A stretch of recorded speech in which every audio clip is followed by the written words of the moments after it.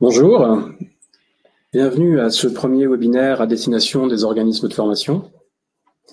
Cette modalité répond à un double objectif, celui de la digitalisation de nos services, avec l'espace sécurisé que vous connaissez déjà, et prochainement la saisie en ligne du dossier, pour laquelle certains d'entre vous seront sollicités pour nous accompagner dans une phase de test. Le deuxième objectif, c'est aussi et surtout la fluidification des informations, afin de vous permettre de délivrer les meilleurs éléments aux personnes dans la constitution des dossiers et être au plus proche des attentes par rapport à nos modalités de fonctionnement. Alors nous sommes dans la poursuite de la réunion physique de février et notre ambition est toujours la même, construire avec vous. Ce webinaire va se dérouler en 2 temps. 20 minutes sous la forme d'une présentation, un état des lieux des 8 derniers mois et la mise en place du CPF, projet de transition professionnelle.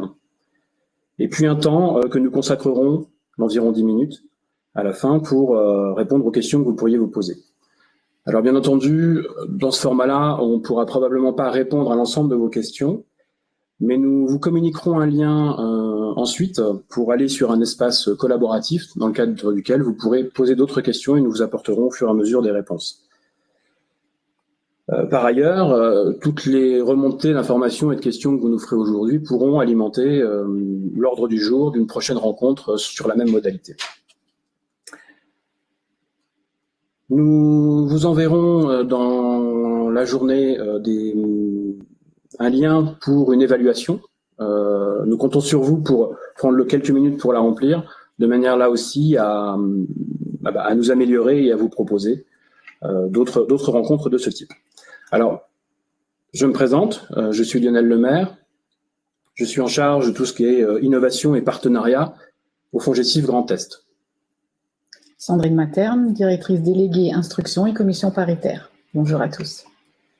Alors vous entendrez donc derrière, nous avons Marilyn qui est chef de ce projet, qui sera en voix off, qui va intervenir notamment pour tout ce qui est utilisation de cette interface que vous découvrez.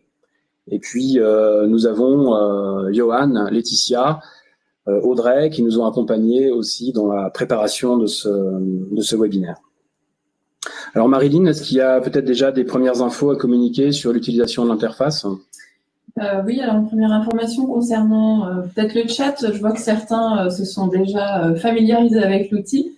Donc, si vous regardez en bas à droite de votre écran, vous avez un onglet qui s'appelle Live Chat sur lequel vous pouvez cliquer. C'est là que vous pourrez bien poser vos questions. Alors, soit dans le question-réponse qu'on prévoit plutôt à la fin du webinaire, soit tout au long de cette séance. Voilà. Et puis, un deuxième onglet, c'est l'onglet présentateur que vous trouvez cette fois en bas à gauche de votre écran. Si vous cliquez sur présentateur, vous pourrez du coup voir nos 2 intervenants tout au long du webinaire, même lorsqu'on va présenter certains documents et d'autres informations. Très bien. Donc aujourd'hui, nous allons aborder une grande thématique surtout, qui tourne autour du CPF, projet de transition professionnelle. Quelques rappels, des éléments d'information et nos premiers constats depuis la mise en place des premières commissions en mars. Un point sur la transformation du FONGECIF, puisque c'est un point qui est d'actualité. Et puis tout au long de la présentation, nous préciserons, autant que nécessaire, les attentes de la commission qui examine les dossiers. Donc là, on le fera au fur et à mesure, et notamment aussi en fonction des questions que vous pouvez poser. Et nous terminerons bien sûr avec les questions-réponses. Alors, premier élément, le FONGECIF Grand Est existe, on va dire, jusqu'au 31 décembre de cette année. Au 1er janvier 2020, le FONGECIF se transformera en association transition professionnelle qui hébergera la commission paritaire interprofessionnelle régionale qui examine les demandes de financement. Cette transformation de FONGECIF en association transition professionnelle se fera de manière totalement transparente dans la constitution des dossiers. Ça veut dire que vous n'avez pas à vous soucier du devenir des dossiers que vous pourrez constituer dès maintenant, que ce soit pour des démarrages en 2019, oui, ou en 2020. vous pouvez d'ores et déjà les constituer et il n'y aura pas d'arrêt dans le traitement des dossiers. Ça, c'est une information importante. Donc, soyez pas surpris, effectivement. L'intitulé va changer, mais la gestion du CPF, projet de transition professionnelle, va continuer dans les mêmes conditions. Alors, par ailleurs, FONGECIF, aujourd'hui en charge du conseil en évolution professionnelle, au 1er janvier 2020, cette mission-là va s'arrêter pour le FONGECIF et c'est un opérateur qui va être désigné par un appel d'offres par France Compétences qui assurera la mission de conseil en évolution professionnelle pour les actifs occupés. Alors, je tiens juste d'ailleurs à ce titre à saluer l'engagement héroïque des conseillers du FONGECIF qui continuent à assurer la mission alors même qu'elle va s'arrêter au 31/12. Par ailleurs, donc cette association transition professionnelle va avoir d'autres missions qui viendront compléter la mission de gestion du dispositif CPF projet de transition, notamment le développement d'une mission d'expertise et de partenariat autour de la qualité de la formation, autour des besoins en emploi sur les territoires et le suivi du CEP en région. D'autres missions telles que le déploiement des certifications interprofessionnelles également. Voilà pour les éléments de contexte. Donc, ce qu'il faut retenir, c'est un changement de nom au 1er janvier 2020 et la continuité dans la gestion du dispositif CPF, projet de transition professionnelle. Je vais passer la parole à Sandrine pour les éléments de rappel et puis les éléments de chiffres aussi sur les premiers mois de gestion de ce nouveau dispositif. Alors, pour ceux qui étaient présents le 15 février dernier lors de notre première présentation du CPF projet de transition professionnelle aux organismes de formation, nous avions évoqué les grandes lignes des conditions d'éligibilité nécessaires au dépôt d'une demande de financement auprès de notre organisme. Nous avions évoqué les 3 critères d'un projet, indispensables et précisés dans la loi du 5 septembre pour la liberté de choisir son avenir professionnel et les priorités fixées par le réseau des FONGECIF. Et en dernier, nous avions évoqué des éléments liés au financement des dossiers. Nous pouvons à ce jour vous donner plus de précisions sur ces 4 axes. Donc, concernant l'éligibilité, seront vérifiés par les services techniques du FONGECIF Grand Est les éléments suivants. Donc, en premier lieu, la notion de transition professionnelle, c'est-à-dire le changement de métier ou de profession. Donc, la personne va d'un métier A vers un métier B. Le code ROM sera l'outil de référence en la matière.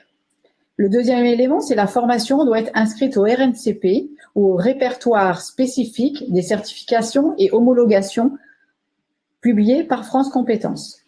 Troisième élément, il conviendra de mobiliser obligatoirement son compte personnel de formation. S'il est à 0, la demande est tout de même possible. Autre élément, il faudra également disposer de l'ancienneté obligatoire pour déposer un dossier. Ensuite, avoir réalisé un bilan de positionnement préalable au dépôt du dossier et être définitivement admis en formation et non pas admissible. Et en dernier, pour être recevable, une demande de prise en charge d'un CPF projet de transition professionnelle doit concerner une seule certification. Donc, par exemple, un projet de transition professionnelle vers le métier de chauffeur routier ne pourra être demandé que pour un seul titre professionnel, soit le TP porteur, soit le TP tout véhicule, et non les 2 TP. Si l'une de ces conditions n'est pas respectée, le dossier est irrecevable et ne sera pas présenté en commission. Voilà pour les éléments d'éligibilité. Nous pouvons ensuite évoquer les critères du projet. Donc, seront vérifiés, en premier lieu, la cohérence du projet de transition. Donc, comment vérifier la cohérence du projet? Par exemple, nous allons vérifier si le demandeur sait décrire les principales activités du métier visé ou bien connaît les conditions de travail de ce métier. Le deuxième critère, c'est la pertinence du parcours de formation et les modalités de financement envisagées. Là, nous allons vérifier si la formation choisie est en adéquation avec le métier visé et si le parcours de formation est adapté aux besoins du demandeur et individualisé, d'où l'importance de réaliser un bilan de positionnement. D'accord. Donc peut-être là pour nos interlocuteurs, ce qui est important de savoir, c'est que voilà, ils ont l'obligation de réaliser ce positionnement préalable. Oui. Donc ça, c'est à leurs mains. C'est-à-dire que c'est pas la responsabilité de l'individu, mais c'est bien la responsabilité de l'organisme de formation. Il faut qu'il soit vigilant effectivement à bien nous informer que la personne est définitivement admise en formation. C'est-à-dire que quand le dossier passe en commission et que les fonds sont bloqués sur ce projet-là, on est sûr que derrière, la personne pourra bien entrer. Et puis peut-être le troisième point, c'est voilà, un dossier qui doit être constitué avec une seule certification. Alors c'est vrai que dans le dispositif précédent, qui s'appelait le congé individuel de formation, on pouvait faire des choses plus souples par rapport à ça. Mais là aujourd'hui, on est bien d'accord, c'est la réglementation qui nous empêche de présenter 2 certifications dans le même dossier. Tout à fait, c'est la loi. Donc il y a une question, je vois, de quelqu'un qui est connecté. Donc quelle est l'ancienneté nécessaire pour déposer une demande? Donc l'ensemble de ces éléments, vous les retrouverez sur notre site internet. Mais pour déposer une demande de prise en charge d'un projet de transition professionnelle, pour quelqu'un qui est en CDI, il faut disposer de 24 mois d'expérience professionnelle, dont 12 mois d'ancienneté dans l'entreprise. Et vous aurez plus de détails, bien sûr, sur le site internet. Donc, je continue avec les critères de priorité. Donc, la dernière catégorie, donc les perspectives d'emploi à l'issue de l'action de formation, et notamment dans la région, si le projet est identifié en région. Donc, voilà pour les critères de priorité. Nous allons passer maintenant à l'ensemble des priorités décidées par le réseau des FONGECIF et définies. Donc voici donc la première priorité pour déposer une demande de prise en charge et la CSP, donc la catégorie socio-professionnelle. Donc c'est un élément qui va être vérifié et plus elle est faible, plus le demandeur sera prioritaire. Donc pour illustrer cette priorité, si vous êtes ouvrier, vous avez 76% de chances d'avoir une demande financée. Si vous êtes agent de maîtrise ou cadre, vous n'avez plus que 36% de chances. D'accord. D'où viennent ces chiffres, en fait Alors, ces chiffres sont issus de l'ensemble des commissions qui ont déjà eu lieu depuis le début de l'année. Donc, le FONGECIF Grand Est a effectivement réuni la première commission à partir du mois de mars 2019 et il y en a une tous les mois. D'accord, donc c'est les statistiques qui émanent des commissions qui se sont déroulées depuis le mois de mars. En fait. Tout à fait, au FONGECIF Grand Est, c'est du concret. Ensuite seront vérifiées donc la taille de l'entreprise. Donc priorité sera donnée aux salariés de petites structures. Autre élément, le niveau de diplôme validé. Plus il est bas, plus cette personne sera prioritaire. L'éventuelle inaptitude au poste de travail sera également vérifiée. Le critère d'âge, une priorité sera donnée aux personnes qui ont plus de 45 ans. Le nombre d'années d'activité professionnelle, avec moins de 6 ans d'activité professionnelle, vous avez 54% de chances d'avoir un accord de prise en charge. Avec plus de 15 ans d'ancienneté professionnelle, le taux d'acceptation passe à 71%. Et enfin, nous allons prioriser les projets de transition hors de l'employeur actuel. L'ensemble de ces critères et priorités vérifiés, la commission paritaire d'examen du FONGECIF Grand Est pourra décider en fonction du budget disponible de la prise en charge ou non d'un dossier. Oui, c'est important de rappeler que c'est bien la disponibilité budgétaire qui va faire qu'à un moment donné, on est obligé de faire des sélections dans les dossiers. Oui. Et puis j'entends en même temps que même si je suis pas aujourd'hui dans les priorités qui sont celles affichées, donc imaginons que je sois cadre, que j'ai un master par exemple, j'ai pas 0 chance d'être financé. On voit que les chiffres, nous donnent une vingtaine de pourcents par exemple. En tout cas, c'est jouable. C'est-à-dire qu'on n'exclut pas d'emblée certaines catégories ou certaines personnes parce qu'elles sont pas prioritaires. Non. Tous les dossiers seront examinés par les membres de la commission. Nous avons une nouvelle question. Comment pourrait être évaluée la perspective d'emploi à l'issue de la formation demandée en CPF? Les perspectives d'emploi seront citées par le demandeur sur son espace personnel et détaillées et ensuite retransmises directement aux membres de la commission qui, au vu de l'ensemble des éléments donnés par le salarié, décidera si les perspectives d'emploi sont nombreuses ou non dans le secteur visé par le bénéficiaire. Donc, c'est le bénéficiaire lui-même qui détaillera l'ensemble de ces éléments-là et qui seront pris en compte. C'est-à-dire qu'on est un peu à la croisée de la perspective que peut avoir la personne, ce qu'elle a pu identifier elle, et puis en même temps les perspectives qu'il peut y avoir sur le territoire et qui sont connues au travers éventuellement des données statistiques qu'on peut avoir sur les emplois en tension. Tout à fait. Donc si le financement est accordé, la prise en charge concernera donc le maintien du salaire, le financement total ou partiel du coût de la formation et une aide aux frais annexes. Il n'y a pas de durée minimum de prise en charge. Par contre, il y a une durée maximum d'1 an pour une formation à temps plein ou 1200 heures pour une formation à temps partiel ou en discontinu.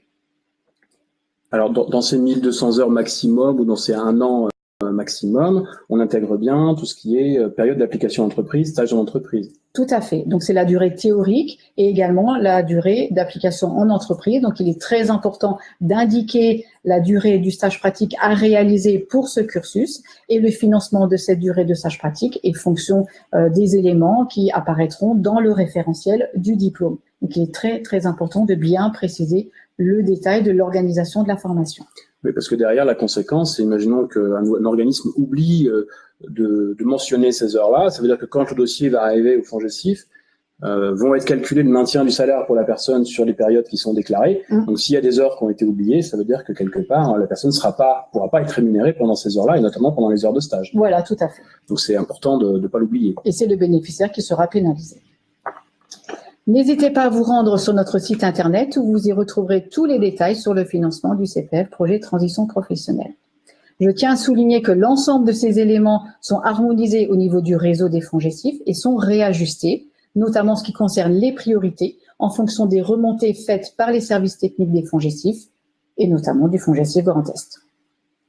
Donc, à titre d'information, le volume des dossiers traités au 1er septembre 2019 est de 1289 dossiers déposés, 1160 dossiers examinés par la commission, donc recevables, pour un total de 730 dossiers financés, soit un taux d'acceptation de 66%. Nous avons une nouvelle question. Est-ce que les frais annexes sont à préciser en même temps que le coût pédagogique ? Les frais annexes sont calculés selon nos règles de prise en charge. Donc, dans le dossier de demande de financement, la question est posée de savoir si le salarié souhaite bénéficier de frais annexes ou s'il renonce à ces frais annexes. Mais le calcul est automatique. Si le salarié souhaite en bénéficier, c'est nos services techniques qui calculeront la prise en charge de ces frais annexes.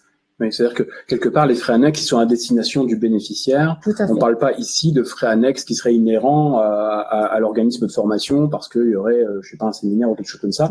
C'est-à-dire qu'on est bien au niveau de l'organisme, c'est les coûts pédagogiques qui peuvent être financés, mais il n'y a pas de frais annexes qui peuvent se rajouter à ça. Ce seront des frais annexes à destination du bénéficiaire. Transport, hébergement. Voilà, transport, hébergement, oui, tout à fait.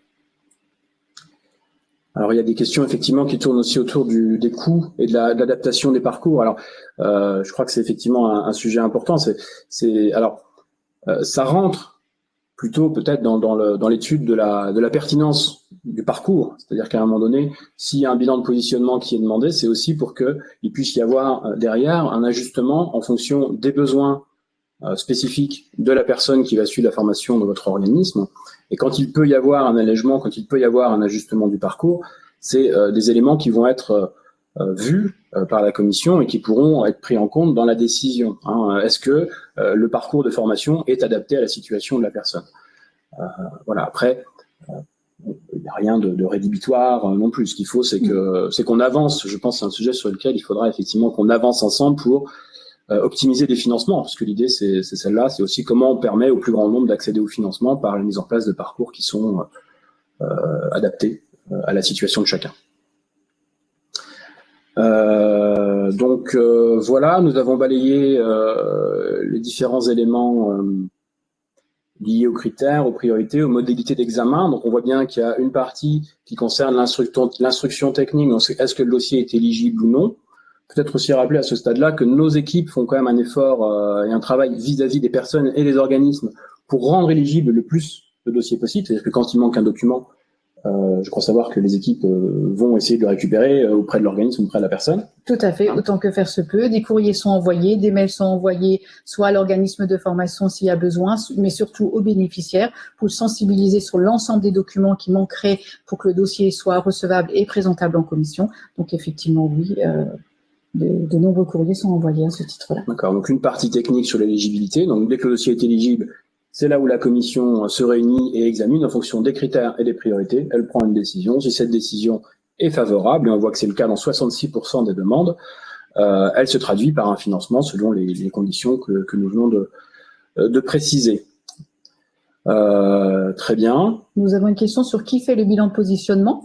Donc, c'est effectivement l'organisme de formation qui fait le bilan de positionnement et c'est une partie du dossier. Donc, le dossier de demande de financement est en plusieurs parties. Vous avez un volet prestataire et dans le volet prestataire, vous avez une page consacrée exclusivement au bilan de positionnement. Et peut-être préciser que ce bilan de positionnement doit être gratuit. Alors, c'est pas nous qui l'avons décidé là aussi, hein, mais c'est prévu par la loi en fait, hein, donc c'est inscrit dans la loi. Donc quelque part, voilà, les organismes, dès lors qu'ils engagent une démarche autour d'un projet de CPF de transition, ils s'engagent par ailleurs à mettre en œuvre ce bilan de positionnement. Alors peut-être, je ne sais pas s'il y a d'autres questions. Une question sur les frais annexes. Oui. Parce que les frais annexes comprennent également l'acquisition des équipements pro, type EPI et mallette.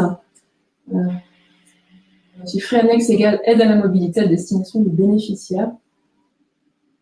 Donc, les frais annexes ne comprennent pas les frais d'inscription, ne comprennent pas les frais de matériel. C'est uniquement une aide à la mobilité pour le bénéficiaire, tout à fait. Et qui est fonction de la distance qu'il aura parcourue pour se rendre sur son lieu de formation, déduit de son trajet habituel pour se rendre chez son employeur. Les dossiers sont-ils encore disponibles au FONGECIF ? Les dossiers sont toujours disponibles au FONGECIF et continueront à l'être. Ils sont effectivement remis aux bénéficiaires et Lionel va vous parler tout de suite après de la dématérialisation qui est en cours du dossier de demande de prise en charge. Ah bon, je vais parler de ça. Ah bon. Alors, peut-être pas vous parler de la dématérialisation jusqu'au bout, puisque là, aujourd'hui, on va passer en phase test sur la dématérialisation, ce qui permettra à chaque partie prenante, c'est-à-dire aussi bien le salarié, l'employeur, mais vous, organisme de formation, de compléter directement en ligne les éléments. Donc ça, c'est en projet d'ici la fin de l'année. En attendant, ce qui existe déjà, c'est votre espace sécurisé, espace dans lequel vous pouvez aujourd'hui consulter les résultats des commissions. C'est-à-dire que dès que la commission s'est réunie, dès qu'elle est validée, ces résultats-là, pour le dossier que vous avez constitué, sont consultables sur votre espace sécurisé. Et donc tous les organismes ont un accès. Donc voilà. Vous pouvez aussi consulter les différents paiements qui ont été réalisés et vous pourrez y trouver, et on y pose régulièrement, des documents qui peuvent être utiles et notamment l'attestation d'assiduité qui sera à compléter tout au long du parcours en cas de dossier financé. Donc je sais que voilà, l'utilisation de ces espaces n'est peut-être pas encore complètement un automatisme. Donc n'hésitez pas à aller voir, à vous renseigner. Tout ça est sur le site du FONGECIF. Donc vous tapez FONGECIF Grand Est, vous arrivez dessus et vous cliquez sur espace sécurisé. Donc vous retrouvez ici, on vous présente un document qui présente ce que vous pouvez faire, comment ça fonctionne. Mais vous retrouverez tous ces éléments-là et sur le site et sur l'espace dont on vous parlait tout à l'heure. Voilà pour les grands éléments qu'on voulait partager avec vous. Maintenant, peut-être, sauf si j'oublie quelque chose, Sandrine, et dans ce cas-là, n'hésite pas à me le dire. Peut-être voir s'il y a d'autres questions sur lesquelles on peut apporter des éléments de réponse. Oui, une nouvelle question de Nicolas. RNCP et RSCH sont en cours avec la réforme. Est-ce indispensable pendant cette période de transition ? Alors, si j'ai bien compris la question, effectivement, le diplôme visé doit être reconnu RNCP ou inscrit au répertoire pour permettre le financement. C'est un critère d'irrecevabilité si la formation n'est pas inscrite au RNCP ou au répertoire, effectivement. Doit-on mettre en ligne l'attestation d'assiduité chaque mois ? L'attestation d'assiduité, vous la retrouvez donc sur votre espace personnel. Effectivement, elle est à compléter chaque mois et à retourner au service du FONGECIF Grand Est. Vous avez une notice explicative sur le circuit de ce document également posée dans chaque espace personnel. Donc, n'hésitez pas à consulter les documents et vous pourrez également nous appeler pour toute question par rapport à ce sujet. Alors, tant qu'on est sur la question des espaces personnels, je crois que nous avons régulièrement des sollicitations sur la compréhension des codes qui sont affichés en face des dossiers. Donc, quand vous consultez votre espace, vous voyez le dossier que vous avez constitué. Et puis, une fois que la commission s'est réunie, vous avez une codification qui vous donne la situation du dossier. Donc, il y a à ce stade-là, à ma connaissance, 5 codes. Si vous avez 3 lettres qui sont, alors vous avez toujours 3 lettres. Hein. La première, ça peut être IRR comme irrecevable. On va vous projeter le document à l'écran et de toute façon, vous le retrouverez également après. Donc voilà, si vous voyez IRR, c'est que le dossier a été irrecevable. Donc on est dans le cas qu'on évoquait dans le cas du diaporama tout à l'heure. Un dossier qui serait positionné ANN, c'est un dossier qui a été annulé. Donc la personne a déposé son dossier, mais entre-temps, sa situation a pu changer. Et donc elle annule sa demande. Et puis donc les 3 lettres REF correspondent à un dossier qui a été refusé par la commission. Alors ces 3-là sont à peu près compréhensibles. C'est sur les 2 suivants où nous avons des questions. Alors le premier ACC, dossier accepté par la commission. Et puis surtout celui-là, le SUI. Donc c'est un dossier qui a été accepté par la commission et dont les modalités ont été validées par le bénéficiaire. Hein. C'est-à-dire que le bénéficiaire a été informé des modalités de prise en charge, il les a acceptées, donc le code devient SUI. Ce que vous avez besoin de savoir, c'est que ACC, SUI, dossier accepté, REF, dossier refusé. Voilà pour ces quelques précisions. Comme on a régulièrement des appels là-dessus, il semble important de vous préciser cela. Je vois une autre question par rapport aux conventions où, alors est-ce qu'il y a des conventions où l'accord de prise en charge est suffisant?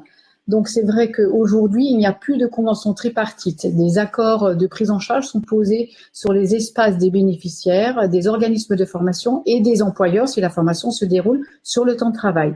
Et c'est uniquement le bénéficiaire qui doit signer son accord, l'accepter et le renvoyer de façon dématérialisée au service du FONGECIF. J'espère avoir répondu à la question. Très bien. Alors, lorsque le dossier sera dématérialisé, est-ce qu'il y aura un accès aux organismes, aux informations personnelles concernant le salarié? Alors, on refera probablement une intervention spécifiquement sur la question de la dématérialisation. Je disais tout à l'heure, on va passer au fast test. Donc, à ce stade-là, vous répondre, ce serait peut-être vous donner de mauvaises informations. Donc, je vais m'en dispenser. Mais en tout cas, on viendra vers vous et on vous précisera toutes ces choses-là de manière à ce que ça se passe bien et pour vous et pour les bénéficiaires. Alors, chaque organisme de formation aura-t-il un référent au FONGECIF? Alors, je pense qu'on ne sera pas assez nombreux pour que chaque organisme de formation ait un référent.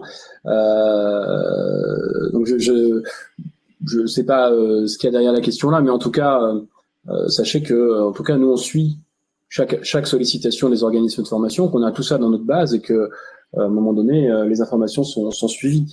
Donc, il y aura en tout cas un service. Il y a un service qui est dédié et qui est référent pour les organismes de formation.